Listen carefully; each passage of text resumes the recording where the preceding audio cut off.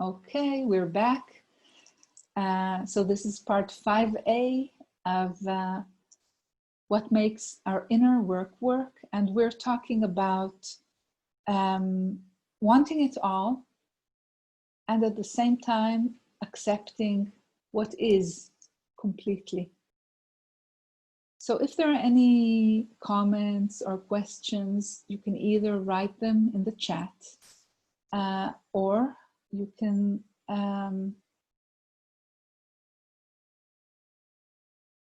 raise your hand. You raise your hand when you go into participants, and you'll find a way to raise your hand there. Or if you're on video, you can wave to me somehow. Okay. So let's see if there are any questions today.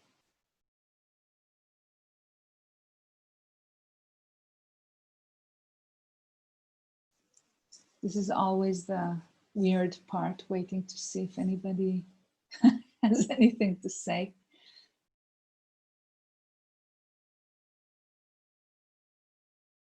Anybody?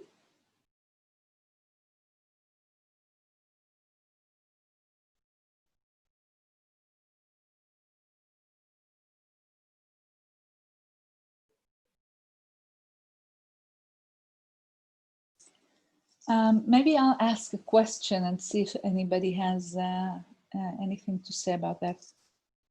How do you feel about this idea of living within a sort of seeming paradox, as if on the one hand, really learning to accept ourselves as we are and life as it is, whatever happens in it,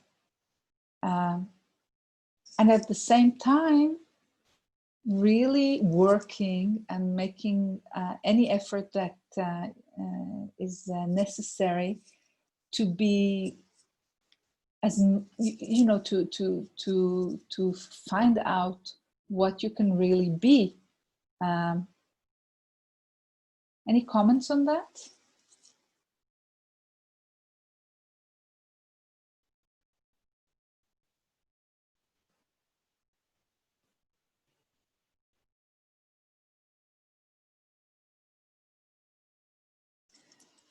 So let's have a short, let's do a short exercise, I would say.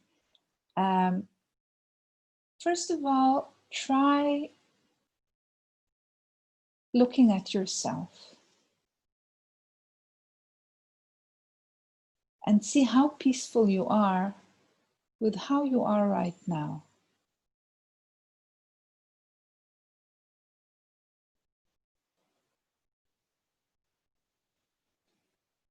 Are you feeling whole? Are you feeling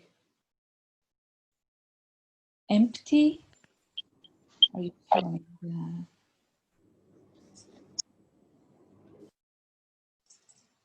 feeling judgmental towards yourself, towards anything in the world right now? Is there peace?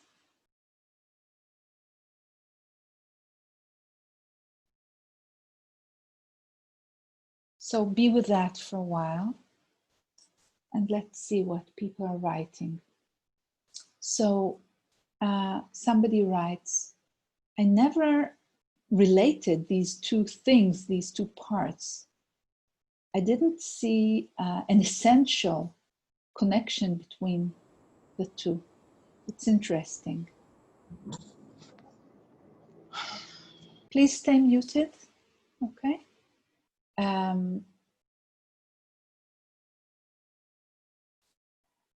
Somebody else writes, how do these two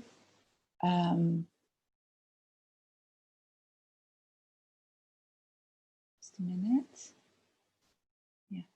How do these two things live together? I think I have a fear that when I accept myself or reality as it is, I won't move. You're so right. So that's why it's a very delicate balance between these things. if you accept the way you are, it does happen to some people that they simply stop evolving or don't evolve very much. Okay, now reaching the situation that you accept yourself as you are is a lot of work for most of us, you know, so you shouldn't be afraid to work on it, because you know it's the basics. If we don't accept ourselves as we are, even and it doesn't really matter how we're feeling about ourselves and or anything, you know, just the way it is right now, if we don't accept it and then we try to reach for the stars or to you know, to be extremely spiritual or whatever, we're not really building things on a very good basis. Okay, because as I was trying to explain in the first part, if you're striving all the time for something that you think you don't have, then first of all, you're not balanced. Second, you keep feeling not good enough. You don't feel that you have what you're supposed to have, or you are as you're supposed to be, or you feel less than other people. Again, I ask to stay muted, please.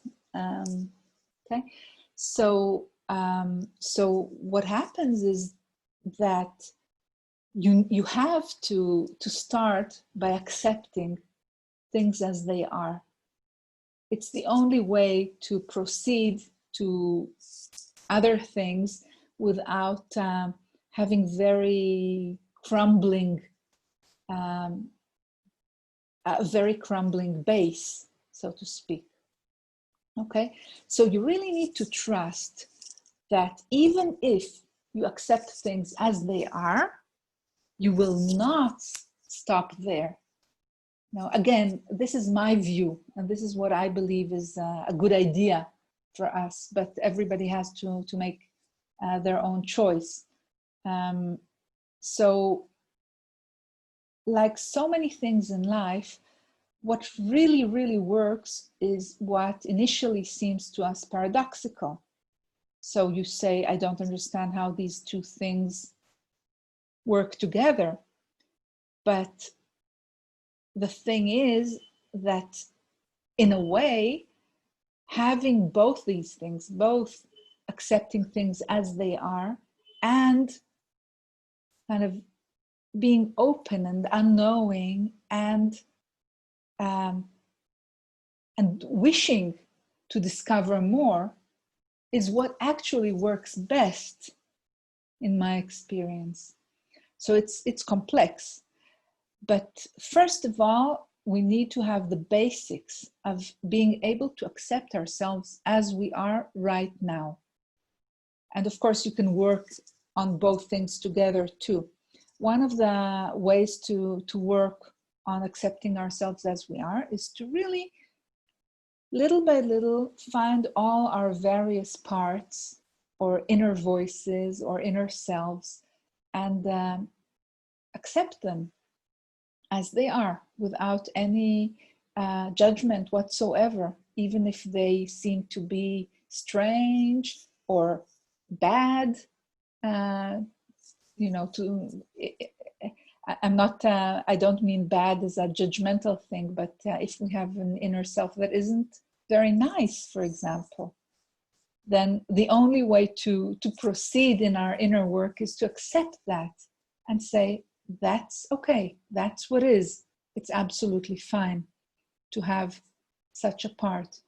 And I will do my work with it, because having a part, for example, that wants to do bad things to other people does not in any way, shape, or form mean that I will actually do bad things. It's just accepting what we could view for a second as the DNA of humanity, you know, which includes doing good and doing bad. It includes being nice and being unpleasant, and so on and so forth, and all the other parts of us that we all have.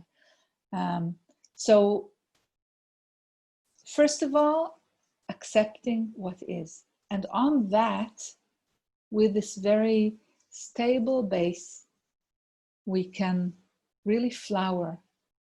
And, you know, I call my way flowering diamond way. And the reason is because, at least the way my path evolved, I would say, first of all, I was really doing tons of work around accepting all my selves. And that really created a good base and a feeling of being very, very, I would say, like something that it is impossible to break, unbreakable, or something of that sort, like a very powerful diamond. Of course, it doesn't mean anything to do with perfection or with not being vulnerable at all to things. That is not the point. But it is a feeling of very great empowerment that is possible for us through working on accepting all our parts. And then once that is more or less, you know, again, it's endless, but more or less reached, it's much easier and much safer to fly wherever you want to go, and to find out what more is possible. And that, in a way, is the part of flowering, the flowering diamond. And then it's a kind of combination of something that is very, very solid and strong with something that is very soft and, you know, like a flower, something that is soft and organic and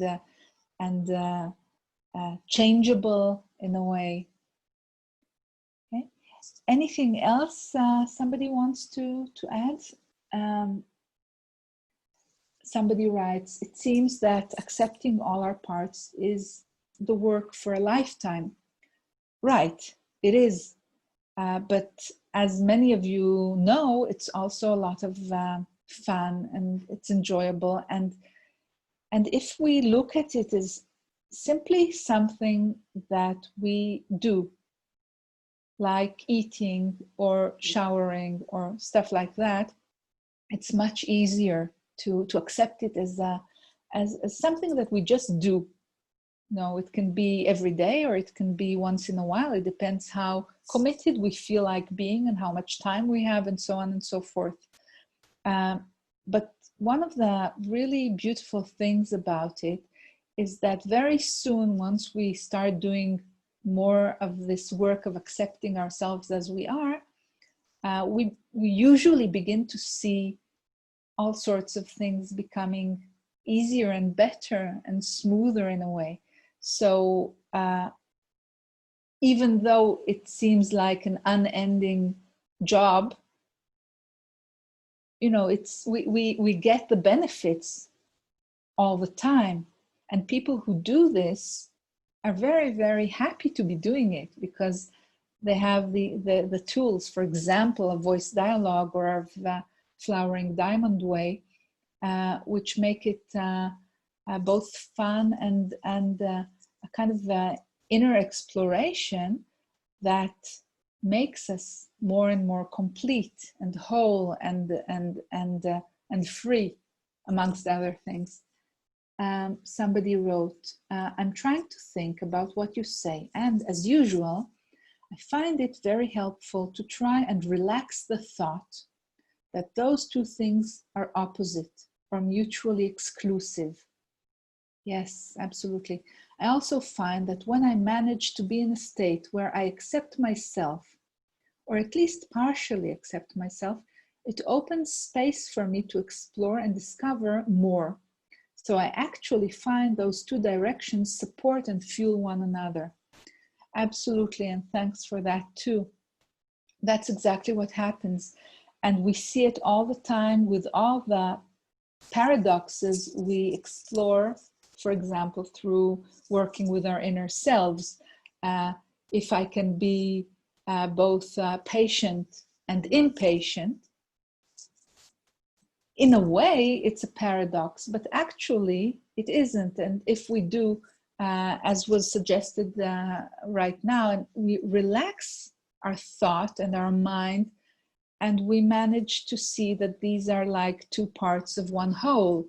You know, the ability to be patient, the ability to be impatient, the ability to be, tough, and the ability to be very delicate and gentle. Okay, that it's like a little bit like yin and yang, kind of both supporting each other and balancing each other, and even kind of completing each other. So yes, this is exactly what I'm trying to suggest in this meeting of ours, that we can be both in complete acceptance of things as they are now, even if we're in pain, or we're very angry, or we're feeling depressed, or we're feeling whatever. We have money, we don't have money. There is a way to just be with it without adding anything to it, without saying this is good or this is bad. Just being with it. Okay? And at the same time, remembering that that's not the end of anything. In a way, it's another beginning. And if we work for a long time and with a lot of responsibility, and we kind of take the time to do our work, if we really do all that, then the work seems to have a kind of organic way of evolving and being revealed to us. It reminds me how I started to do shamanic work, for example. Just before I began to do shamanic work, I had no idea that people actually did shamanic work, kind of modern people, I mean. I knew about shamanic work. I even studied some stuff about it in the university years before that. But it was, it didn't seem like anything that might be relevant to me, because it was something ancient that was perhaps lost to mankind. But then there was a certain circumstance where I heard that people were actually doing shamanic journeying right here, right now. This was quite a few years before we heard all the time about ayahuasca and stuff like that. So it was not as well known. And once I heard about it, I remember just having this very, very tiny and gentle feeling that went something like, you need to explore this. That's all. And it was enough for me to ask the woman who told me about modern shamanic journeying, how to go about it. And that's how my journey started. Of course, I was very shamanic in a way before I even knew that you could learn it. So I'm telling you all this mainly because doing this work to accept things as they are and ourselves as we are, usually, if done well, will kind of bring us to the possibility and openness of realizing that there's always more to develop into, to grow into, or to discover in ourselves and in the world. Anything else you want to say, ask? Again, you can raise your hand in participants or write in the chat or give me a sign some other way.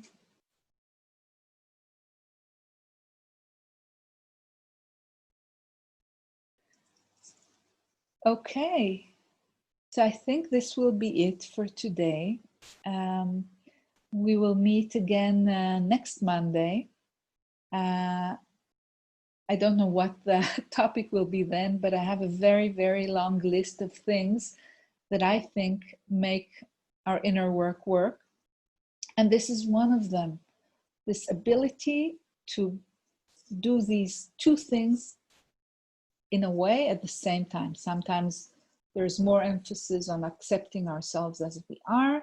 Sometimes there is more emphasis on what more can I be, but both must work together for the inner work to work. So thank you so much once again for joining me, and see you next week.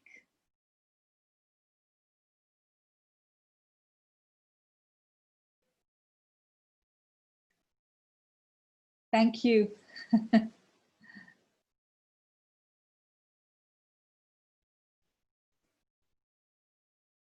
Thanks, everyone.